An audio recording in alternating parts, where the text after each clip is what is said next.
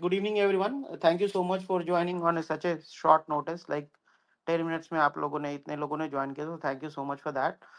Like काफी noise है and like I'm traveling right now, so I'm joining you guys from a different country. So problem ये था कि काफ़ी noise है और मेरे को लगा कि शायद आप लोगों को थोड़ी गाइडेंस की ज़रूरत पड़ेगी या थोड़ा बहुत मैं क्या सोच रहा हूँ या मैं क्या कर रहा हूँ वो जानने में आप लोगों को इंटरेस्ट होगा. तो मैं ये कोई नहीं कह रहा हूँ कि आप लोग इस जो मैं कर रहा हूँ वो फॉलो करें, बट हाँ मैं क्या कर रहा हूँ वो मैं आपके साथ शेयर कर रहा हूँ या मेरे दिमाग में क्या चल रहा है वो बातें मैं शेयर कर रहा हूँ. वो हो सकता है बिल्कुल गलत भी हो या हो सकता है बिल्कुल ही सही हो. लाइक पास्ट में हम लोग गलती से सही हो गए हैं काफी बार, तो लोगों को लगता है कि नहीं हम लोग इस बार भी सही होंगे. पूरी प्रोबेबिलिटी है कि इस बार हम लोग गलत जा सकते हैं. ये कैवेट के साथ, इस डिस्क्लेमर के साथ कि पहले भी गलत गए हैं और आगे भी गलत जाते रहेंगे. लेकिन फिर भी मैं क्या सोच रहा हूँ और मैं क्या ट्रेड्स ले रहा हूँ या मैं कैसे अपने आप को पोजीशन कर रहा हूँ वो मैं शेयर कर सकता हूँ. सो जो मैं मॉडल फॉलो करता हूँ, जो अपना एफ मॉडल है, उसमें फंडामेंटली मेरे को इकोनॉमी में कोई चैलेंज नज़र नहीं आता है. Economy is absolutely sound.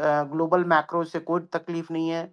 अगर आप ब्रेंट क्रूड देखें तो लास्ट 2 साल से ब्रेंट क्रूड का भाव सेम है. डॉलर इंडेक्स से कोई लंबा तकलीफ नहीं है. लास्ट लाइक 18 मंथ्स में इंडिया की करेंसी सिर्फ और सिर्फ 1% से डेप्रिशिएट हुई है. तो ये सारे पॉजिटिव्स हैं. मैक्रो फैक्टर्स पे अगर आप देखें तो आपके सारे जो चीज़ें हैं डेफिसिट फ्रंट पे वो काफ़ी इंप्रूव हुई हैं over the period of time. RBI ने गवर्नमेंट को काफ़ी बड़ा डिविडेंड दिया है, तो गवर्नमेंट के पास काफ़ी एल्बो रूम है आगे चल के स्पेंड करने का. और अब जो उनकी कैपेक्स की स्टोरी है, क्योंकि इंडिया की पूरी कैपेक्स स्टोरी अभी गवर्नमेंट ने संभाल रखा, प्राइवेट कैपेक्स आया नहीं है उतना बड़े साइज से.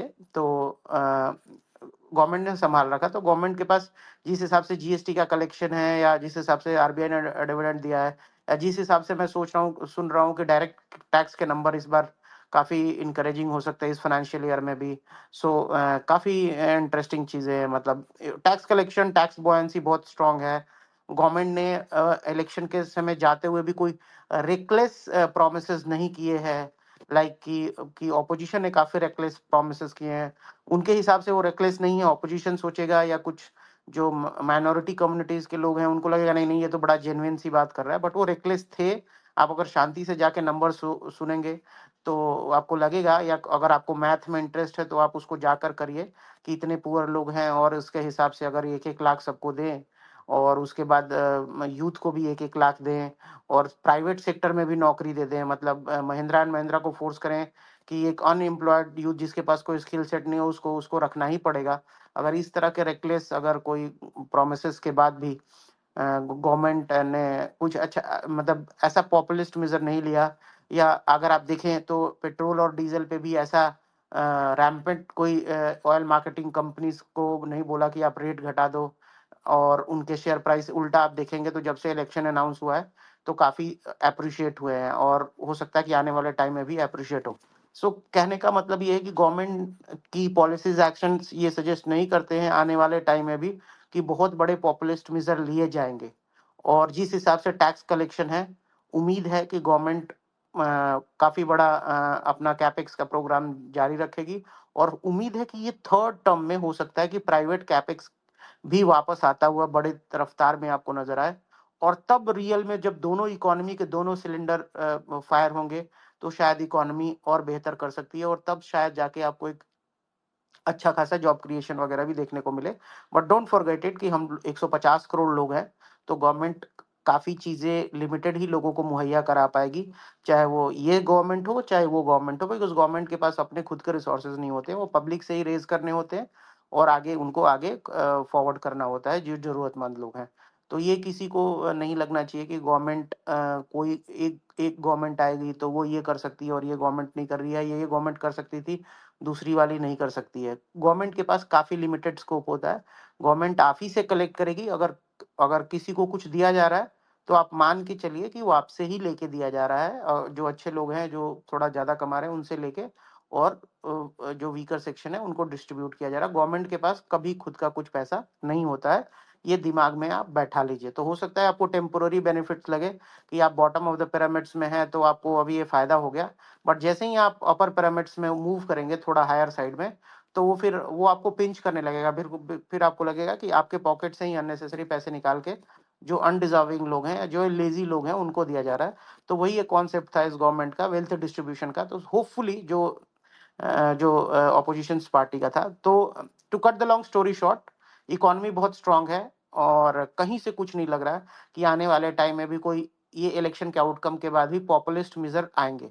बिकॉज जो एग्जिट पोल के डेटा जो कल आएंगे, वो थोड़े से आपको जो प्रशांत किशोर बोल रहे हैं या जो पहले मैंने ट्वीट किया है उसकी तरफ ही आते हुए नजर आ रहे हैं। हो सकता है किसी को लग सकता है कि मैं प्रो बीजेपी हूँ या जो भी हूँ, वो लग सकता है, बट प्रैक्टिकली सोचो, बीजेपी का कोई मतलब नहीं है। आप ये समझो मेरे पैसे लगे हैं मार्केट में, तो मैं तो डेटा देखता हूँ। आपको लगेगा कि मैं जो डेटा बोल रहा है वही मैं बोल रहा हूँ। मेरा बीजेपी का प्रो होने से मेरे बैलेंस शीट में कोई ज्यादा फर्क नहीं पड़ेगा। अगर मेरा एनालिसिस गलत है तो मेरे पैसे लूज होंगे, राइट? तो मैं वो काम नहीं करूंगा जिससे मेरे पैसे लूज हो। तो मेरे को लगता है कि एक बड़ा सिंपल सा रूथलेस अप्रोच है। एक होगी आइडियोलॉजी और एक हो गया फाइनेंस। फाइनेंस में क्लियरली मैं डेटा को फॉलो करता हूँ और डेटा ये कह रहा है कि बीजेपी की थर्ड टर्म्स ये लगभग लगभग पक्की है। उसमें कोई बहुत ज्यादा चैलेंजेस नहीं आ रहे हैं। सीटों पे डिबेट है कि 270 सीटों पे गवर्नमेंट बनती है या 320 पे बनती है या 330 पे बनती है। चांसेस है कि प्रशांत किशोर ने जो नंबर बोला है 300 के आसपास, तो वो आसपास नंबर रहेगा। और उसके बाद क्या होगा कि पोस्ट पोल अलायंसेज में क्या होगा कि और जो छोटी पार्टियां हैं वो शायद एनडीए को ज्वाइन कर सकती हैं और फिर उनका लोकसभा में नंबर 380 400 के आसपास होगा। तो दो तीन पार्टियां जो लोकसभा के इलेक्शन के बाद भी ज्वाइन कर सकती हैं बीजेपी, और उसकी वजह से उनका नंबर 400 क्रॉस कर सकता है। बट वर्स्ट पार्ट क्या होगा जो आप लोगों को समझना है, मैं आपको बता रहा हूँ। ये बहुत ही अच्छी गुड न्यूज है इंडिया के लिए, ये आप लोग मेरे से लिख लो। इससे बड़ी न्यूज कुछ भी नहीं हो सकती। मैं आज आपको ब्रेकिंग न्यूज दे रहा हूँ। इतने टॉल प्रोमिसेस के बाद भी अगर ऑपोजिशन ये इलेक्शन हार जाता है, तो opposition is almost finished in this country, and this is a good news for the stock market participant and bad news for the country as a whole. ठीक है, बिकॉज आपको ऑपोजिशन चाहिए। मैं नहीं चाहता कि कांग्रेस खत्म हो जाए या मैं नहीं चाहता ऑपोजिशन पार्टियां खत्म हो जाए। बट सोचो, राहुल गांधी ने, I am taking his name because वो थोड़ा मेरे को नॉनसेंस आदमी लगता है। उसने सब कुछ ही प्रॉमिस कर दिया। वर्ल्ड में जो जो कुछ भी पॉसिबल है, उसने सब कुछ प्रॉमिस करने के बाद भी अगर वो इलेक्शन हार जाता है, तो उस आदमी की क्या क्रेडिबिलिटी है हिंदुस्तान में?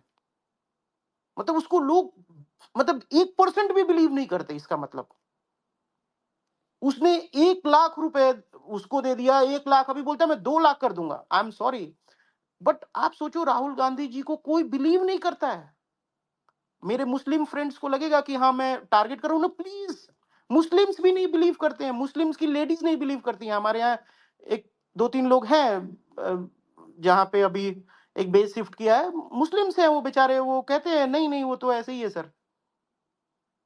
राइट? सो नहीं, मुस्लिम्स लेडीज नहीं वोट दिया है कांग्रेस को। आपको डेटा में दिखेगा, आप इस बार देखना, you will be shocked. I am telling you well in advance. So I only talk numbers. अगर ये हार गए इस बार, तो इन मतलब कौन बिलीव करेगा? आपने सब कुछ ही प्रॉमिस कर दिया भैया। अगली इलेक्शन में क्या प्रॉमिस करोगे? राइट? सो ऑपोजिशंस को अपनी लीडरशिप और ऑपोजिशंस को अपनी स्ट्रैटेजी चेंज करनी पड़ेगी। आप राहुल गांधी नहीं चल रहा है तो आप प्रियंका गांधी को लाओ, प्रियंका गांधी नहीं चल रहा है तो आप सचिन पायलट को लाओ, आप किसी को लाओ। बट ये नॉनसेंस नहीं चल पाएगा। और ये सब वेल्थ डिस्ट्रीब्यूशन का आइडिया, ये सब these are all bizarre, right? Who does it? 21st century में कौन ये सब बात करता है नॉनसेंस? और वो रोड छाप जैसी लैंग्वेज तुम लाके बात करते हो, तुम कुछ भी बोलते हो, तुम मीडिया में कितने लोग दलित है, आदिवासी है। अरे जो मेरिट पे होगा वही आएगा। तुम राहुल गांधी के बैठा देने से कोई दलित किसी कंपनी का एमडी और सीईओ नहीं बन पाएगा। अगर वो डिजर्विंग होगा तो ऐसे ही बनेगा। और कितने सारे दलित हैं, कितने सारे दलित आईएएस ऑफिसर है, कितने सारे आदिवासी आईएएस ऑफिसर है। आज इंडिया के president IAS officer, president Adivasi है। तो क्या मतलब, I am really sorry to say, but ये थोड़ा सा पॉलिटिकल हो गया। I wanted to talk the stock market, but ये आपके लिए जरूरी था। ये 2-3 मिनट में आपको ये बताना चाह रहा हूँ कि ये आपके लिए बहुत गोल्डन अपॉर्चुनिटी है। बिकॉज स्टॉक मार्केट इसको सेंस करेगा। स्टॉक मार्केट ये सेंस करेगा कि ऑपोजिशन की क्रेडिबिलिटी इंडिया में जीरो है, यानी बीजेपी की जो रोड मैप है या जो भी बीजेपी की इकोनॉमिक ड्राइव है, इकोनॉमिक एजेंडा है, ये आने वाले 10-15 साल भी कंटिन्यू कर सकता है। आई एम सॉरी टू से this, but this is gonna be the reality. अगर ये इलेक्शन हार जाते हैं, जिसकी पूरी पूरी प्रोबेबिलिटी है, एज आई स्पीक 95% प्रोबेबिलिटी है कि ये बुरी तरीके से हारने वाले हैं, देन जो एफआईआईज है वो इंडिया पे 10 साल का कॉल लेंगे on the basis of what I am saying right now. Because मैंने काफी ठीक ठाक लोगों से ये बात की है, मैं लास्ट 1 महीने से ट्रैवल कर रहा हूँ, I am not in India, so I am telling you. And कल इंडिया पहुंचूंगा, हाँ नहीं, संडे मॉर्निंग पहुंचूंगा, राइट। सो मैं आपको बोल रहा हूँ एज आई स्पीक, अगर एफआईआईज ने इंडिया में 10 साल का कॉल ले लिया तो शायद मैं गलत हो सकता हूँ, शायद मार्केट 10% भी यहाँ से बढ़ जाए। मैं 3-4% बोल रहा हूँ, 10% बढ़ सकता है, ठीक है। तो आपको ये ध्यान में रखना होगा कि सिर्फ और सिर्फ ये एक ऑपोजिशन की हार नहीं होगी, ये एक सिर्फ नॉर्मल इलेक्शन की तरह नहीं होगा। इस इलेक्शन के बाद एफआईआईज एक बड़ा कॉल ले सकते हैं कि ये पॉलिसीज जो कंटिन्यूटी है डिफेंस में या रेलवे में या पीएसयूज का रिफॉर्म्स है या गवर्नमेंट का कैपेक्स है, ये इस तरह की मैन्युफैक्चरिंग की थीम है, ये सब काफी बड़ी स्टोरी हो सकती है। Even even solar for that matter, ये लॉजिस्टिक्स फॉर दैट मैटर, ये काफी बड़ी डिकेडल स्टोरीज हो सकती हैं। तो आपको ये ध्यान रखना है, आपको वो अपोजिशन वाली लाइन जो मैंने 2-3 मिनट का एक बोला उसको भूल के ये सोचना है कि आप सोचो कितना बड़ा चेंज हो जाएगा इंडिया में। सडनली जो हर 5 साल में एक पॉलिसी अनसर्टेनिटी रहती है, वो शायद एक बारी को निकल जाएगी। फिर भी मैं चाहूंगा कि 2029 का इलेक्शन एक अच्छा इलेक्शन हो, बढ़िया इलेक्शन हो और अच्छे लोग जीते हैं और कंट्री प्रोग्रेस करे। बट द रियलिटी इज कि ये लोग आज भी अपने जो बहुत क्लोज लोग हैं उनको ही प्रमोट कर पाते हैं, अपनी फैमिली बिजनेस की तरह इंडिया की पॉलिटिक्स को देखते हैं, और वहां पे ये प्रॉब्लम है। इनकी credibility is close to zero है, like as a politician you don't carry any credibility. और बहुत सारे लोग ये सोचते हैं कि just for that matter I will tell you, जैसे आप ट्रोल्स परचेज करते हैं, आप ट्रोल्स परचेज करते हैं ट्विटर पे कि चलो कुछ जो इकोनॉमिक में या जो नंबर्स में बात करने वाले हैं उनको ट्रोल करके उनको थोड़ा सा नीचे करा जाए और अपनी जो नेगेटिविटी है उसको फैलाई जाए या जो भी करा जाए। मैं आपको बोल रहा हूँ, अच्छा आप लोगों ने सोशल मीडिया पे फाइट किया, ऑपोजिशन वालों को बोलना चाह रहा हूँ, अच्छा फाइट किया, अच्छे ट्रोल्स खरीदे आप लोगों ने, अच्छे यूट्यूबर्स खरीदे आपने। बट द रियलिटी इज कि आपके नेता ग्राउंड पे गए ही नहीं, जो इलेक्शन लड़ रहे थे वो गए ही नहीं ग्राउंड पे। बारिंग एक ममता बनर्जी थोड़ा लड़ते हुए दिखाई दे रही है, एक तमिलनाडु में डेफिनेटली, बिकॉज उनको काफी बड़ा एज है डीएमके को, तो वो केरला में आप लड़े हो, केरला में क्योंकि बीजेपी थी नहीं तो आप लड़े हो प्रैक्टिकली, और एक थोड़ा बहुत तेलंगाना में आपने फाइट किया है, पंजाब में क्योंकि बीजेपी कुछ भी कर ले तो सिख उनको वोट देते नहीं है। बड़ा बिजार सा है कि सिख उनको क्यों नहीं वोट देते, जबकि कांग्रेस ने काफी लोगों को सिखों को तकलीफ में डाला, बट सिख हमेशा कांग्रेस के साथ जाते हैं। चलो ठीक है भाई, तो ये 4-5 स्टेट में तो आपने तो नया तो गेन करा ही नहीं, आपका तो जहां पे था वहीं पे आप सिमट के रह गए, राइट। सो आने वाले टाइम में अगर आप इन पॉकेट्स में भी बीजेपी इन रोड्स बनाते जा रही है, हो सकता है तमिलनाडु में बीजेपी को 1-2 सीट आ जाए, हो सकता है केरला में 1 सीट बीजेपी जीत जाए या एटलीस्ट फाइट में दिखे, एक मतलब वोट परसेंटेज शेयर्स उसके इंप्रूव हो। मेरे को तो ऑपोजिशन के वोट शेयर्स बारिंग मेरे को लगता है अखिलेश यादव का 1-2% वोट, 3% वोट शेयर इंप्रूव होगा। हो सकता है कि 1-2 और जो चंद्रबाबू नायडू एनडीए के साथ ही है, तो उनका 1-2% vote share, 2-3-4% vote share improve होगा। सो अगर आप देखें तो वोट शेयर ऑपोजिशन की किसी भी पार्टी का, तेजस्वी का थोड़ा बहुत हो सकता है क्योंकि वहां पे थोड़ा कास्ट पॉलिटिक्स वगैरह तो खैर इंडिया में सब जगह होता है, बट तेजस्वी ने थोड़ी मेहनत करी है और लालू के टैग से थोड़ा बाहर निकला है, तो शायद थोड़ा वहां पे वोट शेयर तेजस्वी का इंप्रूव हो सकता है। बट कांग्रेस का ओवरऑल वोट शेयर तो कहीं से इंप्रूव नहीं हो रहा है। पिछले जो नंबर ऑफ वोटर्स हैं वो मतलब करोड़ में बीजेपी के साथ मतलब एडवांटेज में है, लाइक मेरे को लगता है इस बार भी वोटर का जो बेस डिफरेंस होगा वो 3-4 करोड़ से बीजेपी के फेवर में ऐड होगा इस साल। तो आप उसको एफ ये सारी गणित समझाने का मतलब ये है कि एफआई इसको बहुत ध्यान से देखेंगे, एफआई एक एक चीज को देखेंगे कि क्या बीजेपी को चैलेंज किया जा सकता है, और बीजेपी को चैलेंज नहीं किया जा सकता, तो कौन से वो सेक्टर्स हैं या कौन सी वो थीम्स हैं जिस पे बीजेपी कंटिन्यू बैक करेगी या करंट गवर्नमेंट कंटिन्यूअसली बैक करेगी, और फिर उसको वो लोग बिडअप करेंगे। बिडअप मीन्स करंट मार्केट रेट पे बाई करेंगे, मार्केट ऑर्डर पे बाई करेंगे। तो इस बारी थोड़ी सी सिचुएशन 2019 से डिफरेंट है। इस बार मार्केट थोड़ा पॉजिटिव सरप्राइज दे सकता है, बिकॉज काफी नॉइज हो चुका है, एफआईज ने काफी माल बेचा है, और लार्ज कैप में वैल्यूएशंस महंगे नहीं है। आई रिपीट, लार्ज कैप में वैल्यूएशंस महंगे नहीं है। तो ये थोड़ा सा इकोनॉमिक ज्ञान और पॉलिसी कंटिन्यूटी और कौन से सेक्टर्स और थीम्स रह सकते हैं, और ऑपोजिशंस किस तरीके से इस इलेक्शन में ब्लंडर करते हुए नजर आई है। उनको लगा कि सोशल मीडिया और यूट्यूब से इलेक्शन जीत लेंगे, बट रियलिटी है कि आपके लोगों को फील्ड में जाना पड़ता है, वोटर से मिलना पड़ता है, उनको समझाना पड़ता है कि हमारी ये पॉलिसीज हैं, हमारी ये वेलफेयर स्कीम्स हैं, आप हमें वोट दो। ऑपोजिशन के कैंडिडेट जहां पे बड़ी सीटें हैं वहां पे जा ही नहीं पाए, राइट। तो मुश्किल लगेगा, मेरे को लगता है कि आपको कोई सरप्राइज नहीं होना चाहिए कि प्रशांत किशोर ने जो नंबर बोला है या जो हम लोगों ने नंबर बोला है वो आपको आते हुए दिखे। उसमें कुछ बहुत बड़ा चेंज नहीं हो रहा है, अगर होगा तो देखेंगे। उसमें भी मेरे को लगता है कि बीजेपी आराम से गवर्नमेंट बना लेगी, एनडीए आराम से 300 क्रॉस कर जाएगी इन वर्स्ट केस सिनारियो। अब आते हैं कि टेक्निकली मार्केट क्या लगता है। तो टेक्निकली देखो, बड़ा सरप्राइजिंग है, थोड़ा सा डाइवर्जेंस है मार्केट में। सो बैंक निफ्टी सारे मूविंग एवरेजेस के ऊपर है, right. So bank Nifty is above EMA 10, EMA 21, EMA 63 and EMA 200, and everything is in sequence. Nifty थोड़ा सा ईएमए 10 के नीचे, थोड़ा सा स्लाइटली, एंड ईएमए 21 के आसपास सपोर्ट लेने की कोशिश कर रहा है। लास्ट के आधे घंटे में थोड़ी बहुत शॉर्ट कवरिंग रैली हुई थी, लेकिन उतनी सिग्निफिकेंट नहीं थी, छोटी मोटी कुछ 60-70 पॉइंट की शॉर्ट कवरिंग रैली आई है। कल आपको एग्जिट पोल के नंबर्स आएंगे।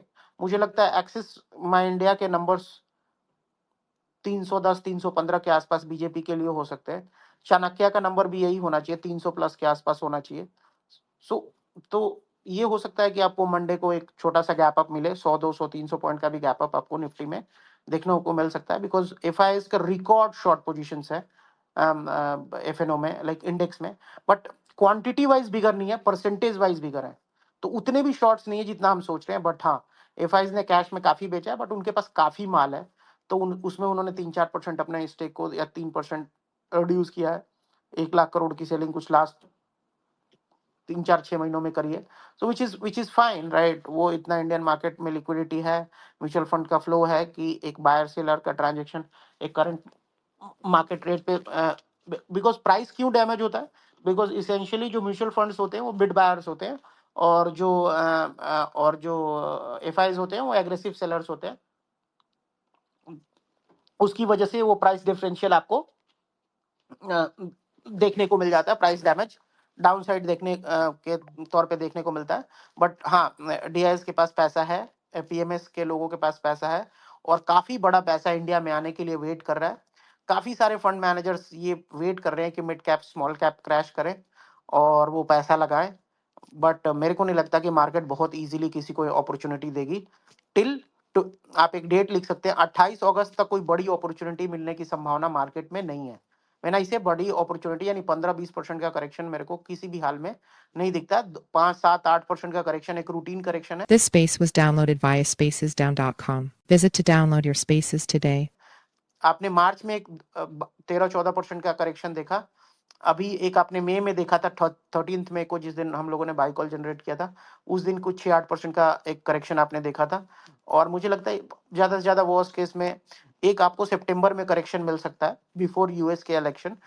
यूएस के इलेक्शन के पहले एक बार नॉर्मली मार्केट में प्रॉफिट बुकिंग आ सकती है, प्रोबेबिलिटी है। और तब तक यहाँ पे भी काफी सारे थीम प्ले आउट हो चुके होंगे इंडिया में, और तब एक प्रॉफिट बुकिंग आ सकती है, और अकॉर्डिंगली आप पोजीशन कर सकते हैं। अगर इसमें कुछ व्यू में चेंज होगा तो मैं डेफिनेटली अपडेट करूंगा। जब मैंने अभी मैं बात कर रहा हूँ, so we are like 90% invested, 10% cash पता नहीं क्यों रखा हुआ है। सोचा था लगाऊंगा कि अगर कोई डीप डिस्काउंट मिलेगा तो, बट मिला ही नहीं, सारे शेयर ऊपर थे लगभग, मैक्सिमम रिकवर कर गए, तो कुछ मौका मिला नहीं। शायद अगर मंडे को कुछ मौका मिलता है तो देखेंगे। Otherwise 90% invested, 10% cash, and we are bullish, there is no change in view. कोई इधर उधर की बात नहीं, मार्केट में तेजी है, तेजी कंटिन्यू रहेगी, ज़्यादा से ज़्यादा मार्केट साइडवेज हो सकता है, लंबा करेक्शन नहीं देखने को मिलेगा। पैसा धीमा बनेगा बट पैसा बनेगा, ये मेरा व्यू है अगस्त 2025 तक। इसमें मैं कोई चेंज नहीं, सॉरी, अगस्त 2024 तक। उसके बाद सितंबर में एक छोटा सा डिप, वो डिप थोड़ा सा बिगर भी डिप हो सकता है, बट अभी अभी तक एज ऑफ नाउ छोटा सा डिप, और उसके बाद फिर से अपवर्ड जर्नी। तो ये व्यू है, ये साल के एंड तक मुझे लगता है 24,500 25,000 की निफ्टी, 24,800 टू बी प्रिसाइज, आपको 31 दिसंबर 2024 तक मिलना चाहिए ये rate. And small cap mid caps थोड़े से टाइम करेक्शन और प्राइस करेक्शन में भी जा सकते हैं, बट जो आज के रेट है वो इस रेट से हायर होगा मार्केट 28 अगस्त 2024 को। सो आज जो भी रेट, जो भी इंडाइसेस चल रहे हैं उनके पिक्चर्स आप ले सकते हैं, और उम्मीद है कि आज जो आपकी नेटवर्थ है, लेट्स से आपकी आज नेटवर्थ 5 करोड़ है, तो हो सकता है कि आपको 28 अगस्त का आपकी नेटवर्थ 5 करोड़ 50 लाख हो। ये ऐसा मैं अपने लिए मान के चल रहा हूँ कि ऐसा मेरा व्यू है कि मेरी नेटवर्थ 5-10% से अगले 3-4 महीने में बढ़ सकती है। ठीक है, आप देख लें आप कौन सा स्टॉक ओन कर रहे हैं, कैसी चीज़ों में आपका क्या स्ट्रैटेजी यूज़ कर रहे हैं, क्योंकि हम लोग काफ़ी सारा डेल्टा न्यूट्रल भी करते हैं और स्टैटिस्टिकल आर्बिट्राज भी करते हैं और मीन रिवर्टिंग स्ट्रैटेजीज भी करते हैं। तो अगर मार्केट थोड़ी साइडवेज हो जाती है तो वहाँ से भी थोड़े पैसे बन जाते हैं। बट ओवरऑल मेरे को लगता है आप सब लोग आज से 3-4 महीने बाद वेल्दी होंगे, आपके पोर्टफोलियोज थोड़ा बेहतर कर रहे होंगे, आप लोग बड़ी बेहतर सिचुएशन में होंगे, और मुझे नहीं लगता कि कोई बड़ा चैलेंज आपको देखने को मिलेगा। और लेकिन एक चीज़ जो आपको फोकस करनी है, मैं आपको बोल रहा हूँ बड़ा पैसा बना के दे सकती है, वो है कि आप ये गवर्नमेंट के पॉलिसीज वाले जो सेक्टर्स हैं उसको आप स्टडी कर लो और उसमें आप रख लो। मतलब इस बारी अगर ये जिस हिसाब से नंबर्स प्रशांत किशोर या एग्जिट पोल के आ रहे हैं, अगर वो नंबर आ गए तो देन एफआईज उन सेक्टर्स में, आप लोगों को याद होगा मेरी टीम ने 500 रुपए पे एचएल रेकमेंड किया था, आप पुराना यूट्यूब वीडियो जाके देख सकते हो। और एक कंपनी थी एस कंस्ट्रक्शन कंस्ट्रक्शन, जब एफआईज ने बाइंग जस्ट स्टार्ट किया था, ये दोनों स्टॉक्स मेरी टीम में एक बहुत ही जूनियर एम्प्लॉय होती थी आकांक्षा, उसने कवर किया था, और उसने ऐसे ही वीडियो बना के डाला था आप लोगों के लिए, और वो स्टॉक वहां से 10x हो चुका है। एचएल आप जाके देख सकते हैं, एस भी मेरे को लगता है 5x हो चुका है। सो गवर्नमेंट के सेक्टर्स में मतलब अब ये नहीं पता कि डिफेंस चलेगा कि क्या चलेगा, बट आप ये ध्यान रखो कि गवर्नमेंट के सेक्टर्स को रूल आउट करना मुश्किल होगा।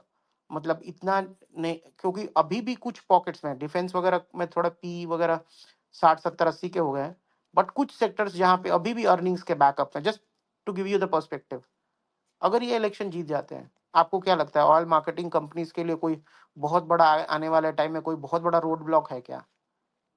जब इस इलेक्शन में उन्होंने ऑयल मार्केटिंग कंपनीज को नहीं बोला कि आप ड्रास्टिकली रेट घटाओ, तो आपको क्या लगता है कि कोई स्टेट इलेक्शन में वो बोलने वाले हैं क्या? और क्रूड में 2 साल में जीरो चेंज है।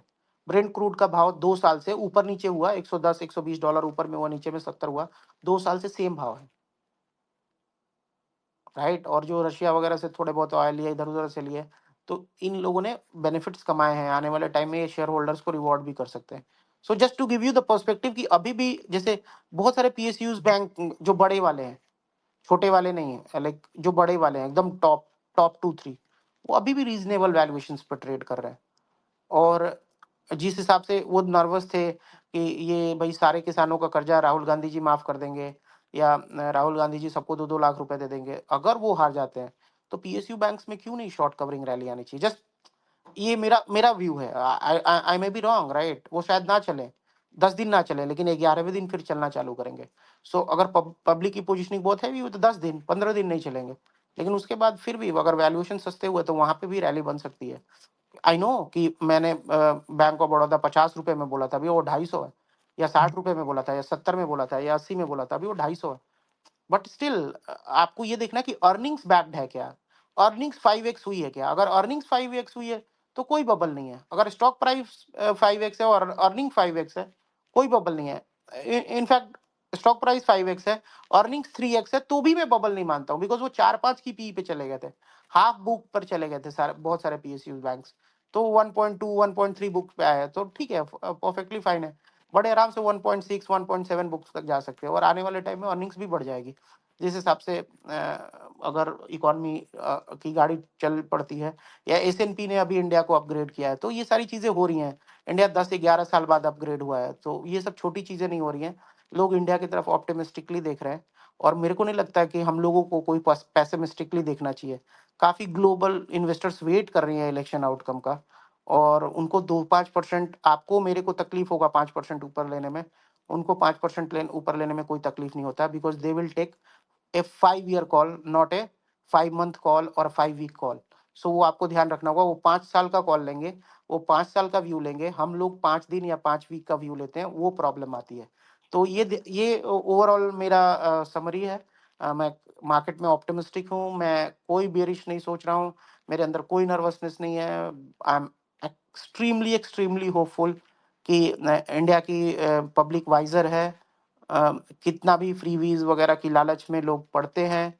दिल्ली देख रहे हो कि क्या सफ़र कर रहा है, जो फ्रीवीज में दिल्ली में लोग पड़े, तो people are suffering now. Water is not available. कल मैं दिल्ली, हाँ परसों मॉर्निंग पहुंचूंगा। दिल्ली का अब तो पूरा ही मेस क्रिएट कर दिया, खत्म ही हो गई है दिल्ली एकदम। लगता भी नहीं है कि वो इंडिया की कैपिटल है, इस तरह की सिचुएशन वहाँ पे कर दी है इंफ्रास्ट्रक्चर वगैरह की। तो मतलब कई सारी इंडिया की सिटीज जैसे अहमदाबाद वगैरह काफ़ी अब बेहतर हो गई हैं, धीरे धीरे वो आगे निकल रही हैं। और अपना दिल्ली पीछे पीछे पिछले 10 सालों में, ठीक है। मैं ऐसा ही होता है, right? If you choose freebies, if you choose like people with a this kind of a mindset, you lose, like long term में आप लूज ही करते हैं। वो छोटा मोटा 200-400 यूनिट बिजली बच जाती है, किसी को 200-400 रुपए का फायदा हो जाता है, but fine. But by and large we lose as a society, तो ठीक है। फेयर इनफ, कोई कोई प्रॉब्लम नहीं है। I am extremely extremely hopeful and I personally feel कि अगले 3 से 6 महीने में हम सबकी वेल्थ बढ़ेगी, हम लोग थोड़े और वाइजर होंगे, थोड़े और डेटा ओरिएंटेड होंगे और हम सबकी वेल्थ बढ़ेगी and together we will manage this. I hopefully we will be just fine और कुछ भी प्रॉब्लम होना नहीं चाहिए। आई एम देयर, अगर कुछ रहेगा तो definitely I will update you guys. और ऐसा कुछ बहुत ज़्यादा पैनिक या नॉइजी चीज़ों में बिलीव नहीं करना है। डेटा सीधा सीधा है, डेटा क्लियर है और डेटा को बैक करेंगे। मार्केट ने भी कोई टेक्निकली कोई वीकनेस नहीं दिखा रहा है। कुछ लोग बोल सकते हैं कि लास्ट 3-4 दिनों में 400-500 पॉइंट गिरा है, बट ठीक है, वो 5 दिन के चार्ट पे वीकनेस है, बट 2 वीक के चार्ट पे वीकनेस है क्या? मंथली चार्ट पे निफ्टी पे वीकनेस है क्या? आप वो देखो ना, तो बड़े टाइम फ्रेम में कोई वीकनेस नहीं है और बड़ा ट्रेंड क्या है? पॉजिटिव है। ठीक है, छोटे मोटे ट्रेंड्स इस तरीके से भी बन जाते हैं, प्रॉफिट बुकिंग की वजह से बन जाते हैं, अनवाइंडिंग की वजह से बन सकते हैं, लिवरेज ट्रेडर्स हैं उनकी वजह से बन सकते हैं, एमटीएफ की बुक की क्लीनिंग हो सकती है उसकी वजह से बन सकते हैं। कुछ लोगों ने ये भी थियरी लगाई है, जैसे ये इस फोरम पे बात नहीं करना चाहिए, बट इंडिया में प्रिवेलेंट है, सेबी को पता है, इसलिए मैं बात कर सकता हूँ। एक कॉन्सेप्ट होता है डब्बा ट्रेडिंग। डब्बा ट्रेडिंग में लोगों की जिसकी मार्जिन की पोजीशन, डब्बा ट्रेडिंग में आपको मार्जिन लंबा लेना नहीं पड़ता। डब्बा ट्रेडिंग में लोगों ने अपने लोगों को बोल बोल के पोजीशन स्क्वायर ऑफ कराई है, तो वहां से भी थोड़ी बहुत मार्केट में प्रेशर आई है। ठीक है, अब आप ये बोल सकते हो डबल ट्रेडिंग तो पेपर ट्रेडिंग होता है, वो तो लिख ही देते हैं ना, लिख देते हैं या जी आपकी 10,000 निफ्टी आ गई, वो लेते थोड़ी है नहीं। बहुत सारे डबल ट्रेडर्स होते हैं, वो प्रॉप बुक में वो पोजीशन काटते हैं, वो उतारते हैं। ये थोड़ा आप लोगों के लिए थोड़ी, कुछ लोगों के लिए नई इन्फॉर्मेशन होगी। वो उतारते हैं, जो पैसे बनाते हैं उनके सौदे वो बोल्ट पे काट, वो पौधे वो बोल्ट पे काटते हैं और उसके अकॉर्डिंगली फिर वो पोजीशनिंग होती है। तो आप उस हिसाब से करें कि उन लोगों ने, काफ़ी लोगों को बोला जो जिनका वो सौदा करते हैं वो लोग, कि ठीक है आप थोड़ा पोजीशन कम कर लो। तो उससे भी थोड़ी सेलिंग आई है, जो कि आप लोगों को दिखेगी नहीं या आप लोगों को वो कॉम्प्रिहेंड नहीं कर पाओगे, वो किसी बुक में आपको दिखेगी नहीं। सो आप लोग ये ध्यान में रखें, ये ध्यान में रखें कि उसकी वजह से भी ये सेलिंग थोड़ी बहुत आई है। तो और उस सेलिंग का कोई बहुत बड़ा ट्रेंड नहीं है। वो जो बुक जो लोग ये बिल्ड करते हैं, वो जो चलाते हैं, उन लोगों ने एक कॉल लिया कि हम लोग इवेंट का रिस्क नहीं लेंगे, कि वो हमारे पास मार्जिन का बैकअप नहीं है, we don't have the sufficient margin to cover these clients. तो इनको क्यों ना हम पोजीशन लिक्विडेट करा दें, क्योंकि वो 2-3% मार्जिन देके ये लोग काम करते हैं नॉर्मली। जो ये सब जो आप देखते होंगे या investing.com पे भी खोलोगे तो कभी डब्बा ट्रेडिंग का आपको वो एडवर्टीजमेंट वगैरह आ जाएगा। तो 2-3% मार्जिन देके जो लोग काम करते हैं उनकी पोजीशन ये डब्बा वालों ने या जो भी अनऑथराइज्ड ब्रोकर्स हैं या प्रॉप बुक वालों ने स्क्वायर ऑफ कराई है। उसकी वजह से भी मार्केट में थोड़ा बहुत लिक्विडेशन प्रेशर एफएनओ में आया है। एंड ऑफ कोर्स एफआईज के पास 45 लाख करोड़ का माल है, तो उन्होंने 2-5 लाख दो पाँच लाख करोड़ की हेजिंग करी है ऑन टोटल नोशनल वैल्यू। सब ऑप्शन पुट ऑप्शन वगैरह को आप अगर पूरा पूरा 1-1 करोड़ की हेजिंग का वो सौदा मान लेंगे तो 2-5 लाख करोड़ से ऊपर की टोटल आउटस्टैंडिंग भी नहीं होगी cross the expiry, including stock future, index future and everything. I think उससे भी कम होगी, 70-80 हज़ार करोड़ की होगी। सो ठीक है, अगर मेरा 45 लाख करोड़ का लॉन्ग है, उसके सामने मैंने 60-70-80 हज़ार करोड़ का शॉर्ट पोजीशन कर भी दिया एफएनओ में, तो उसको मैं बड़ा शॉर्ट पोजीशन नहीं मानता। अगर मार्केट जीरो भी हो गई तो 80 हज़ार करोड़ का प्रॉफिट होगा, लेकिन उसके सामने 45 लाख करोड़ की होल्डिंग उनकी जीरो हो जाएगी। तो उस हिसाब से आपको देखना है, कोई बड़ा मैसिव शॉर्ट बड़े प्लेयर्स के बीच में नहीं हुआ है। जो लोगों के पास पैसे नहीं थे या जो लोग इवेंट का रिस्क नहीं लेना चाहते थे और जिनके पास मार्जिन का कवरेज कम था, ये मैं आपको बिल्कुल ही अलग चीज बता रहा हूँ, ये आपको कहीं मार्केट में सुनने को नहीं मिलेगी। उन लोगों ने अपनी पोजीशन कम करी है, ठीक है, प्लेन एंड सिंपल। ठीक है, वो लोग इलेक्शन के बाद वापस आ जाएंगे और आपको फिर वापस वापस मार्केट में आपको मोमेंटम नजर आएगा। So that's all from my side. Anand, कुछ क्वेरी होगी तो एक आध लोगों का ले सकते हैं, otherwise I am done for the day. एक कोई मिलने आ गया है, वो वेट कर रहा है। So Okay. We can call it a day. Like एक दो क्वेरी लेना है तो ले सकते हैं।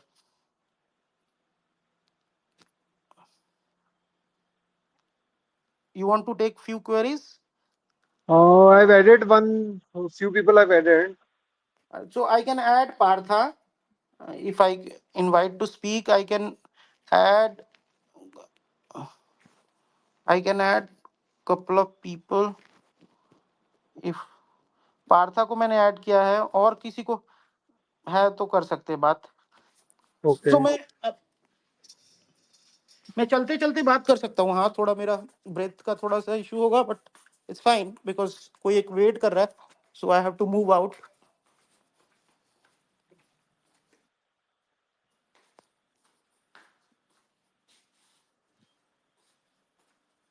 हाँ Anand. Mr. Ashwin can speak. हाँ रश्मि जी, प्लीज पूछिए। Hello. Yes, sir. Which sector should be focused? So now, where do you see the maximum value? So maximum value, like I have just discussed, like I see a lot of positives for like too many positive for all marketing companies. Like Right. they are still undervalued in my opinion. I may be wrong here. Mhm. And second is your logistics. These are the two fresh themes. And along with that, railway will continue to grow, and then defense selected defense companies will continue to do grow. Again, some of the telecom and infra plays, they will continue to grow. Understand, sir. So anything in logistics or road logistics or international global logistic players you are talking about? Road logistics and combined, like entire ecosystem. Okay. And for Understand. that matter, one theme which is emerging, like valuations are expensive. I was critical for this, like in terms of valuations, but I see a lot of value in many data center companies. So DC, you can see, like if you can find companies with a 30-35 P and peg ratio of 2.5, you can consider them. Understand, sir. So in this Red Sea crisis which is happening, so will that impact any of these logistics valuation which we or Come again, anything? come again. I'm saying the Red Sea crisis which is happening. So it will that impact or slow down the logistic growth? Not really. Some of the cargoes companies, like they may suffer, right? But overall logistics will be fine. Like people are exploring the alternates also, and that's why you are seeing a lot of investment in that particular sector. Understand. And then these electronic durable, consumer durable sector, how does that look like, sir? To you? Once this summer, like many of the companies are like white goods companies are jumping, like, and this AC companies and all, because of the summer heat, right? Once Mhm. this heat is out of the way, then we need to see the numbers also. But overall, if you are talking about the EMS and all, right, then Mhm. I think more or less we are done and dusted. We are paying 70-80 P for some of these companies, right? So I don't know. how they will generate wealth from here on. You have to focus on the companies where the PE is less than 30 and the growth is around 13-14%. If you are getting if you are getting companies at the peg of 2-2.5, till the time you are Mhm. just fine, right? If you are paying more than 3-3.5, 4, then I think you are done for 1.5, 2 years. You will find it difficult to generate alpha. So you have to see from that context. Understood, sir. Understood. Yeah, yeah. Thanks for your input, sir. Hi sir, good evening. Good evening. Good evening. Sir एक IT sector में क्या view है sir अपना, मतलब large Positive. Cap IT? Extremely positive. Extremely constructive. I'm not talking about like 2 weeks, like, but you should make money this year. Got it sir. IT can give you absolute alpha of 7-8% over Nifty. So let's say this year Nifty will go up by 10%. IT should go up by 17-18%. Got it sir, thank you sir, have a good day sir. Yeah, same to you. Mr. Sanket, you can ask your query.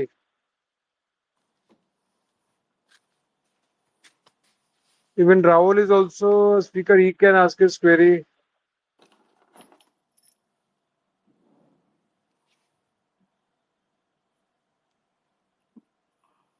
Or Mr. Ritik can ask his query. We have added few people, but I think they are not able to unmute or कोई नहीं. Hello So हाँ, please पूछिए. Hi sir Hi जी, hi, पूछिए. Sir my query is regarding the PSU stock like PSU and basically PSC stocks which already like outperformed hmm, the indices hmm, and hmm. so do you see more upside after the like the elections and all? नहीं, देखो, ऐसे sectors का नहीं पता है. आप ना एक क्वेरी रन करो. जिन जिन स्टॉक्स का पेग ना अभी भी लेस देन 2 है Hmm. और वो इंडिया के नॉमिनल जीडीपी Hmm. से ज्यादा ग्रो कर रहे हैं. सो इंडिया का नॉमिनल जीडीपी क्या है? 7% Okay. जीडीपी है और 5% इन्फ्लेशन है. So the number is 12%. So any Yes, company yes. Which is growing higher than 12% and return on capital employed is higher than 12%. So this is the formula of 12. Return on capital employed greater than 12% and nominal GDP, sorry, and the growth, sales growth or PAT growth is greater than sales growth and PAT growth, both like greater than 12%, and PEG is less than 2.5 times. Then you should hold that Okay. company. You should not sell it. So please understand, Okay. valuations अगर earnings backed है, अगर stock price की performance earnings की Hmm. वजह से आई है, तो नहीं सेल करना है. और अगर Hmm. सिर्फ स्टॉक प्राइसेस बढ़े, अर्निंग्स नहीं बढ़ी है, तो फिर Hmm. आपको कंसिडर करना चाहिए. आपको थोड़ा बहुत प्रॉफिट बुक करना चाहिए. आप समझ पा रहे हैं मैं क्या कहना चाह रहा हूँ? जी जी बिल्कुल बिल्कुल. तो आपको क्वार्टरली नंबर्स देखना पड़ेगा और मैनेजमेंट की कमेंट्री देखनी पड़ेगी. अगर वो पॉजिटिव है और नंबर्स अच्छे हैं, Hmm. तो और अर्निंग्स बैक्ड है, शेयर प्राइस का जंप, तो आपको क्यों ही बेचना है.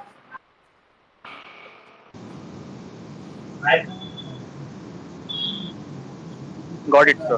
Thank you so much, sir. Okay.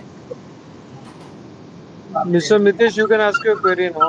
So guys मैं ना कुछ लोग मिलने आए हैं, वो मेरा वेट कर रहे हैं and I have to rush like. सो मैं अब बाहर निकल रहा हूँ. सो अभी एक काम करेंगे, एग्जिट पोल का कल नंबर आता है, तो कल तो शायद मैं फ्लाइट में रहूंगा. संडे को भी अपन एक कॉल कर सकते हैं, उस समय Q&A कर सकते हैं. आज के लिए आनंद यहीं पे रोकते हैं. हाँ, Sure. ये ना मुझे ध्यान नहीं था, मैंने किसी को मिलने का टाइम दिया था. वो लोग बिल्कुल बगल में ही एक मॉल में काफी 20-25 मिनट से वेट कर रहे हैं. हाँ, Okay, sure. तो अच्छा नहीं लगेगा, वो लगेगा कि थोड़ा फिर मैं जानबूझ के वेट कर रहा हूँ. उनको नहीं पता कि मैं कोई कॉल कर रहा हूँ. ठीक है. Okay guys. Yes. Okay, all the best. Don't worry, सब ठीक है. कुछ वांदा नहीं है, कोई प्रॉब्लम नहीं होएगा. I am there. और ठीक है, ये मैनेज हो जाएगा. ये थोड़ा बहुत वोलेटिलिटी और नॉइज रहता है, वो आपको, ये आपकी इन्वेस्टमेंट जर्नी का पार्ट है. आप उसमें कुछ कर नहीं पाएंगे. ये 2029 में भी आपको फेस करना पड़ेगा. तो आपको ये सब का आदत डालना पड़ेगा. ये सब चलते रहता है, उसका कुछ आप कर नहीं सकते. ठीक है. All the best. Good night. Take care guys. हाँ, okay. Thank you Anand. Thanks. हाँ.